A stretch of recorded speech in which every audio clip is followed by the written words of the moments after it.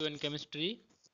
आज जो अपन लोग डिस्कस करेंगे वो बहुत ही इम्पोर्टेंट है, क्योंकि ये आपकी यूपी पीजीटी की वैकेंसी है। तो आपके स्क्रीन पे शो हो रहा है उत्तर प्रदेश माध्यमिक शिक्षा सेवा चयन बोर्ड प्रयागराज। इलाहाबाद का नाम चेंज होकर के प्रयागराज हो गया है। तो उसमें आपके यूपी पीजीटी की वैकेंसी निकली हुई है। उसमें देखो शो कर रखा है आपको विज्ञापन 02 प्रवक्ता, मतलब पीजीटी की वैकेंसी है ये आपकी।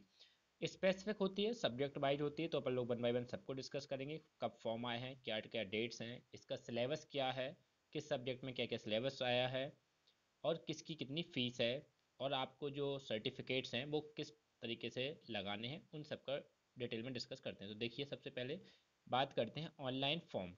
तो ऑनलाइन फॉर्म जो आपकी स्टार्टिंग डेट है वो 29 जो कि आज है, आज से स्टार्ट हो गए हैं।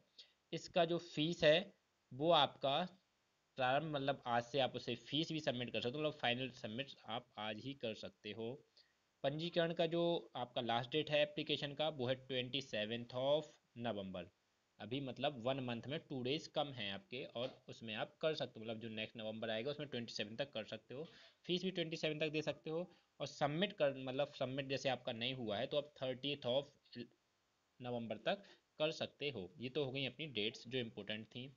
अब इसमें जो आपके यहाँ पे दिए हुए पॉइंट्स, महत्वपूर्ण निर्देश, उसे आप थोड़ा सा डिटेल में पढ़ लीजिएगा।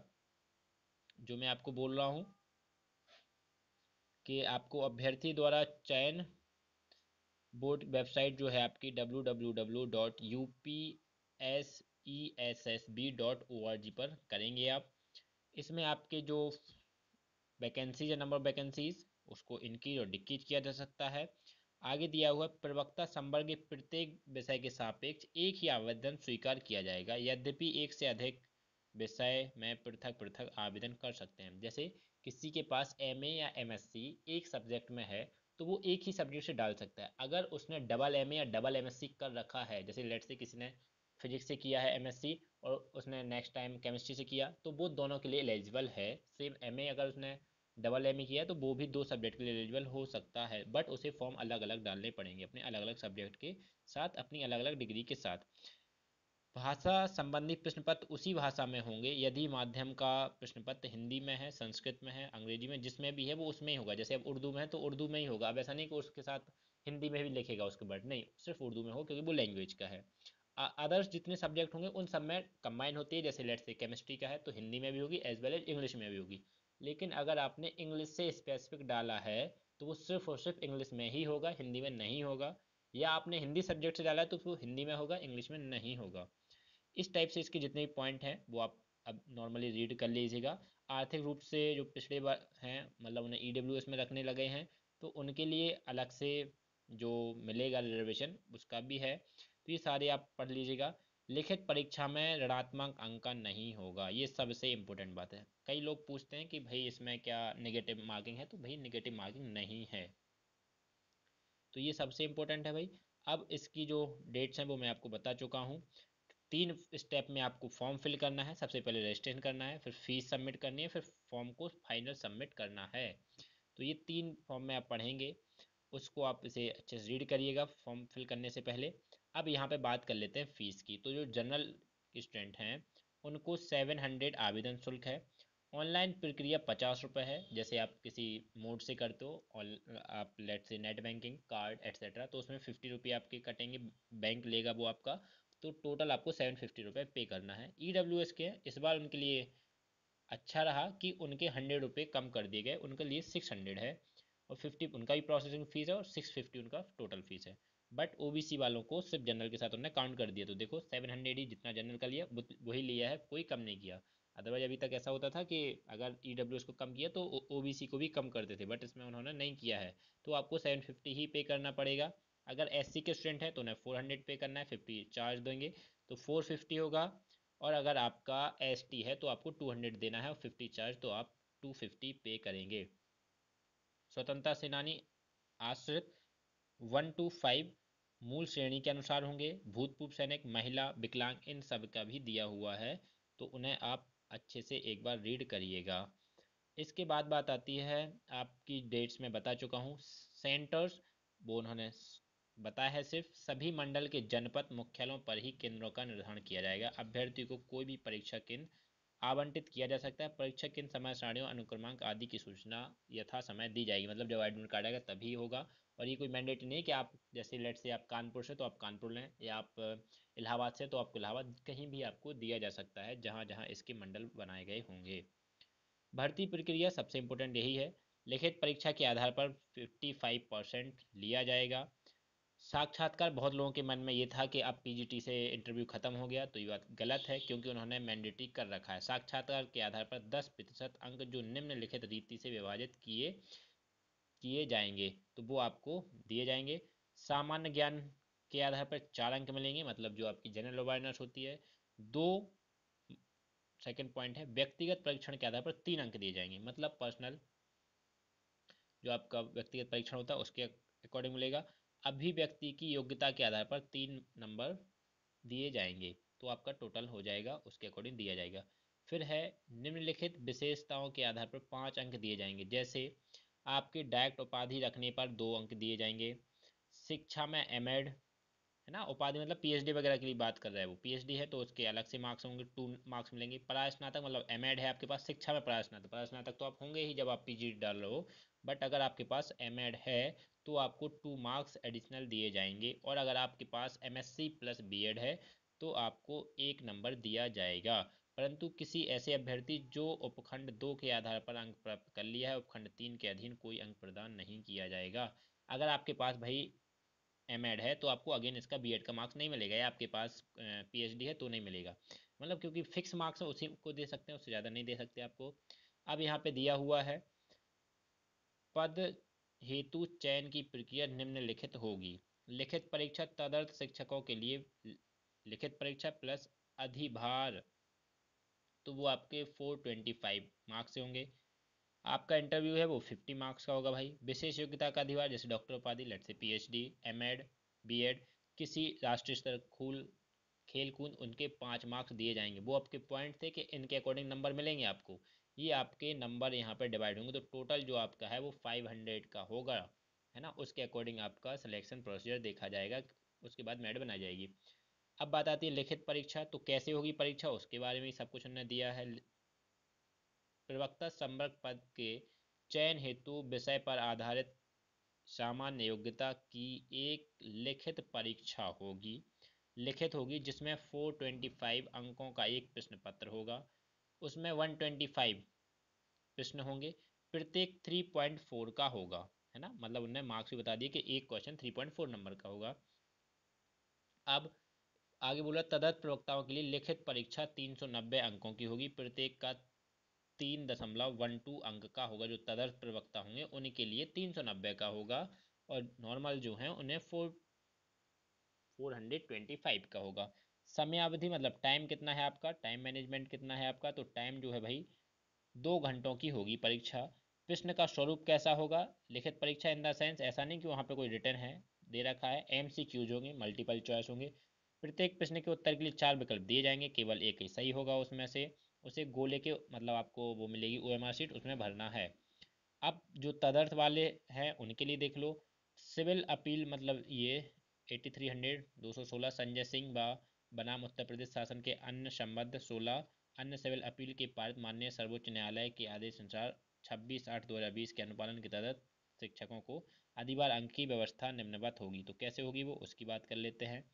तदर्थ प्रवक्ता जो हैं आपके, उनके लिए कार्य करने की अवधि के आधार पर सेवा कार्यरत, कहने का मीनिंग जो ऑलरेडी सर्विस कर रहे हैं उसमें आपका क्या बोलते हैं, जैसा संविदा वगैरह पे रखते हैं ना उस टाइप के, उनके लिए है ये सारी फैसिलिटी। उन्हें 1.7 अंक एवं अधिकतम 35 अंक दिए जाएंगे, मतलब उन्हें वेटेज रहेगा। जैसा अभी आपको याद होगा जो यूपी की ये निकली थी ना प्राइमरी वाली, उसमें जो आपके शिक्षा मित्र थे उन्हें दिया गया था, सेम एज मैनर में इन्हें भी दिया जाएगा, है ना। तो उसका आप देख लीजिएगा, जिसे मिलेगा वो उसका अपना प्रोस्पेक्ट है, सबको तो नहीं मिलना है। अब बात कर लेते हैं साक्षात्कार की, मतलब इंटरव्यू की आपकी।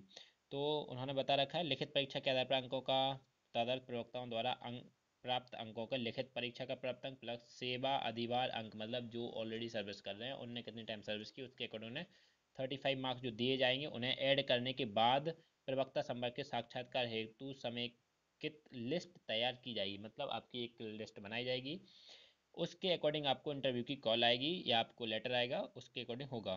तो फिर आपका इंटरव्यू हो जाएगा। जब ये सब कुछ हो जाएगा तो फिर आपके फाइनल मेरिट लिस्ट बनती है। तो अब इनके लिए जो सामान्य अनुदेश हैं विद्यार्थियों के लिए, वो आप नॉर्मल पढ़ लीजिएगा, है ना। तो वो आपको जब भी टाइम मिले उन्हें से पढ़ लीजिएगा। महत्वपूर्ण अनुदेश ये भी आप पढ़ लीजिएगा कि कक्षा में क्या ले जाना है, क्या नहीं ले जाना है, आवेदन पत्र कैसे करना है, वो सारी चीज़ें दी गई हैं। और आपको अगर कोई प्रॉब्लम है, यदि अभ्यर्थी को ऑनलाइन आवेदन करने में कोई भी कठिनाई हो रही है, तो दूरभाषांक मतलब इस पे आप कॉल कर सकते हो और इनकी वेबसाइट पर भी अपनी समस्या बता सकते हो। और ये सारी प्रॉब्लम आप यहाँ तक करोगे, है ना। मतलब डेट के पहले पहले पूछोगे, बात तो पूछ नहीं सकते हो भाई आप। आवेदन से पूर्व अभ्यर्थी को महत्वपूर्ण निर्देश, वो आप एक बार अच्छे से रीड करिएगा। अब बात आती है जो स्टूडेंट को अपनी कास्ट सर्टिफिकेट लगाना है, तो उसके लिए अलग से एक प्रारूप दिया गया है। ऐसा नहीं कि आपके पास जो है आप उसे लगा के काम चला लो, नहीं, उन्होंने ऑलरेडी दे रखा है, इसमें आपको पूरा फिल करना है। और इस पे आपको जिला अधिकारी, अतिरिक्त जिला अधिकारी, सिटी मजिस्ट्रेट, परगना मजिस्ट्रेट, तहसीलदार, मतलब आप जहाँ से बिलोंग करते हो, आपको जो जैसे कोई तहसील के अंदर बिलोंग करता है तो भाई वो तहसीलदार से करेगा। आप कोई ऑलरेडी डिस्ट्रिक्ट में बैठा हुआ है, मतलब जिला में बैठा हुआ है, तो वो मजिस्ट्रेट से जाके करा सकता है, जिलाधिकारी से जाके करा सकता है। तो डिपेंड करेगा कि आप कहाँ हो, आप वहाँ से करा सकते हो, या जिला समाज कल्याण अधिकारी, कोई भी राजपत्रित अधिकारी जो है, जो इसमें दिए गए हैं, उनसे ही आप करा सकते हो। तो ये एससी वालों को भी कराना है और एसटी वालों को। यहाँ दिया उत्तर प्रदेश की अनुसूचित जाति अनुसूचित जनजाति एससी एसटी वालों के लिए ये प्रारूप है। सेम यहाँ पर थोड़ा सा चेंज करके उन्होंने ओबीसी के लिए भी दिया हुआ है, तो भाई वो भी अपना करें, है ना। अब बात आती है कि ईडब्ल्यूएस वालों के लिए नहीं दिया है, तो उनके लिए एग्जैक्ट में इसमें कोई नहीं है, तो आप उसका देख लेना, या तो आप जानकारी ले लीजिएगा। मुझे एक्चुअली में दिखा नहीं, अगर दिखेगा तो मैं बता दूंगा। अब फिर है फिजिकली हैंडीकैप जो स्टूडेंट हैं, उनको अपना भी ये बनाना है। उनके पास अपना ओरिजिनल होता है, बट उन्होंने एक वो प्रोफार्मर दे रखा है, तो उसे देख लीजिएगा। जो स्वतंत्रता सेनानी हैं उनके लिए दिया हुआ है, और जो राष्ट्रीय स्तर पर खेल चुके हैं तो उनके लिए अगर उन्हें जो रिजर्वेशन मिलता है तो उसका भी ये प्रारूप दे रखा है। अब बात कर लेते हैं कि सब्जेक्ट वाइज किसकी कितनी वैकेंसीज हैं। तो देखो भाई, हिंदी की 213 जनरल में है, 90 ओबीसी में है, 58 एससी में है, 2 एसटी में, टोटल 363 है। तो ऐसे क्रम वाइज दिए हुए मैथ की, गृह विज्ञान, अर्थशास्त्र, इतिहास, इंग्लिश, कला, नागरिक शास्त्र, भूगोल, मनोविज्ञान, शिक्षा शास्त्र, समाजशास्त्र, संस्कृत, जीव विज्ञान, भौतिक विज्ञान, रसायन विज्ञान। तो रसायन विज्ञान की थोड़ा डिटेल में बात कर लेते हैं अपन लोग। रसायन विज्ञान में 98 आपकी दे रखी है जनरल की, 46 दी हुई हैं ओबीसी की, 16 दी हैं एससी की, एसटी की कोई वैकेंसी नहीं है। तो टोटल 160 वैकेंसी आई हैं आपकी केमिस्ट्री की। इसमें इस बार जो सबसे ज़्यादा जो आपकी वैकेंसीज आई हैं वो आई हैं हिंदी सब्जेक्ट की, क्योंकि 363 वैकेंसी इतनी और किसी भी सब्जेक्ट की नहीं है। तो सबसे ज़्यादा जो वैकेंसी है वो हिंदी की है भाई, है ना। ये सारी थी मतलब बॉयज़ वालों के लिए, कि जो बॉयज़ स्कूल्स हैं उनमें ये हैं। अब कुछ गर्ल्स स्कूल भी हैं, तो उनमें भी वैकेंसी उन्होंने सेपरेट बता रखी है कि कितनी है। तो वो टोटल भरी जाती हैं उन्हीं से ही, उसी वैकेंसी से, बस सिर्फ उन्होंने अलग से अलग बता दिया है। तो देखो हिंदी में भाई 47 है, गणित, गृह विज्ञान, ये सारे सब्जेक्ट सेम ही है। और इसमें केमिस्ट्री की बात कर लेते हैं तो 8 हैं जनरल की, 3 हैं ओबीसी की, एससी और एसटी की कोई वैकेंसी नहीं है गर्ल्स वर्ग में, ठीक है ना। अब इसके बाद बात कर लेते हैं कि इनके लिए क्या क्या एजुकेशन होना चाहिए। आर्था मतलब जो एजुकेशन एसेंशियल है, और बरीमान मतलब जो आपको एडिशनल उसका बेनिफिट मिलेगा। तो सब्जेक्ट वाइज दिया हुआ है, हिंदी में एमए तथा संस्कृत के साथ बीए, अथवा शास्त्री परीक्षा राजकीय संस्कृत कॉलेज वाराणसी, अब संपूर्ण विश्वविद्यालय वाराणसी से वहाँ से हो। सेकंड में आपको दिया हुआ है, तो वो मैंडेटरी इनके सामने दे रखी है। अब बड़ी मान में क्या है, जैसे कुछ लोगों के माइंड में आता है कि बीएड होना चाहिए, क्या बीएड अगर है तो उसका एडिशनल बेनिफिट मिलेगा, अगर नहीं है तो कोई इशू नहीं है। आप अगर सिर्फ पीजी है तो आप इसे डाल सकते हो, बीएड एमएड पीएचडी जो भी है, या आपके पास राष्ट्रीय स्तर का खेल का सर्टिफिकेट है, तो आपको उसका कुछ मार्क्स मिलेंगे, वो आगे आगे अपन लोगों ने बात की थी। गणित की दे रखा है एमएससी हो आप, है ना। सेम गृह विज्ञान का दिया हुआ है, उर्दू, अंग्रेजी, कला, संस्कृत, वाणिज्य, कृषि, शारीरिक शिक्षा, सिलाई, अर्थशास्त्र, तर्कशास्त्र, नागरिक शास्त्र, इतिहास, भूगोल, मनोविज्ञान, समाजशास्त्र, सैन्य विज्ञान, शिक्षा शास्त्र, जीव विज्ञान, भौतिक विज्ञान और रसायन विज्ञान। तो देखो दिया हुआ है कौन कौन लोग डाल सकते हैं। रसायन विज्ञान में एमएससी, प्रशिक्षण बरीमान अथवा रसायन विज्ञान में त्रिवर्षीय पाठ्यक्रम के साथ बीएससी ऑनर्स, यूजीसी द्वारा मान्यता प्राप्त कोई विश्वविद्यालय से डिग्री, है ना। तो और यहाँ भी वही, जो अगर आपके पास बीएड एमएड या पीएचडी है तो उसका आपको एडिशनल बेनिफिट मिलेगा।